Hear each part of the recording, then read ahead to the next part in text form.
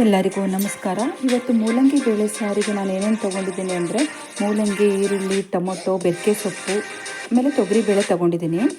ಈಗ ತೊಗರಿಬೇಳೆನ ಕುಕ್ಕರಲ್ಲಿ ಹಾಕಿ ಬೇಯಿಸೋದಕ್ಕೆ ಇಡೋಣ.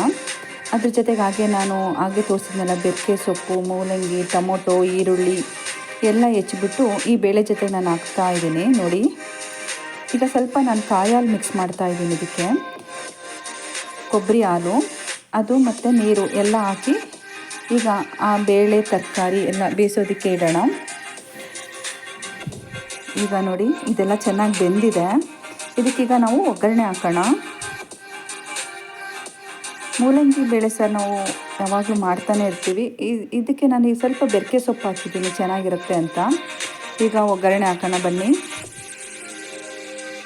ನಾನು ಇದಕ್ಕೆ ಎಣ್ಣೆಗೆ ಸಾಸಿವೆ, ಜೀರಿಗೆ, ಸ್ವಲ್ಪ ಇಂಗು ಕೂಡ ಹಾಕ್ತಾಯಿದ್ದೀನಿ. ಆಮೇಲೆ ಹುಣಸೆ ಹುಳಿ, ಆಮೇಲೆ ಖಾರದ ಪುಡಿ,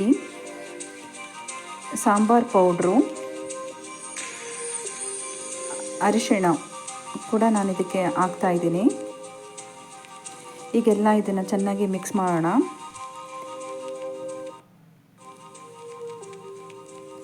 ಎಲ್ಲ ಮಿಕ್ಸ್ ಆಗಿದೆ ನೋಡಿ. ಇದು ಆಗಲೇ ನಾವು ಬೇಯಿಸ್ಕೊಂಡಿದ್ವಲ್ಲ ಎಲ್ಲ ಬೇಳೆ ತರಕಾರಿಗಳನ್ನೆಲ್ಲ ಇದಕ್ಕೆ ಮಿಕ್ಸ್ ಮಾಡೋಣ. ಈಗ ಸ್ವಲ್ಪ ರುಚಿಗೆ ತಕ್ಕಷ್ಟು ಉಪ್ಪು ಹಿತವಾಗಿರಲಿ. ಆಮೇಲೆ ಕೊತ್ತಂಬರಿ ಸೊಪ್ಪು ಕೂಡ ನಾನು ಹಾಕ್ತಾಯಿದ್ದೀನಿ ಇದಕ್ಕೆ. ಆಮೇಲೆ ಬೆಲ್ಲ ಕೂಡ ನೋಡಿ ಹಾಕ್ಕೊಳ್ಳಿ. ಬೆಲ್ಲ ಹಾಕಲಿಲ್ಲ ಅಂದರೆ ನಡೆಯುತ್ತೆ. ಸ್ವಲ್ಪ ರುಚಿ ಜಾಸ್ತಿ ಬೇಕು ಅಂದರೆ ಸ್ವಲ್ಪ ಬೆಲ್ಲ ಹಾಕಿದರೆ ಚೆನ್ನಾಗಿರುತ್ತೆ. ನೋಡಿ, ಈಗ ಇದನ್ನು ಚೆನ್ನಾಗಿ ನಾವು ಕುದಿಸ್ಬೇಕು. ಇದು ಅನ್ನದ ಜೊತೆ, ಮುದ್ದೆ ಜೊತೆ ತುಂಬ ಚೆನ್ನಾಗಿರುತ್ತೆ ಸಾರು. ನೋಡಿ, ಚೆನ್ನಾಗಿ ಕುದೀತಾ ಇದೆ ಇದು. ನೋಡಿ, ಈಗ ಇದನ್ನು ನಾನು ಮುದ್ದೆ ಜೊತೆ ರೆಡಿ ಮಾಡ್ಕೊಂಡಿದ್ದೀನಿ. ನಾನೀಗ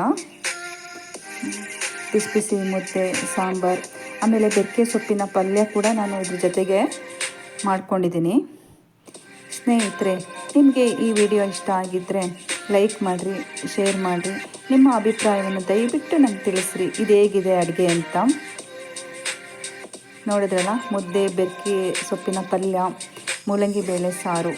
ಎಲ್ಲರಿಗೂ ನಮಸ್ಕಾರ.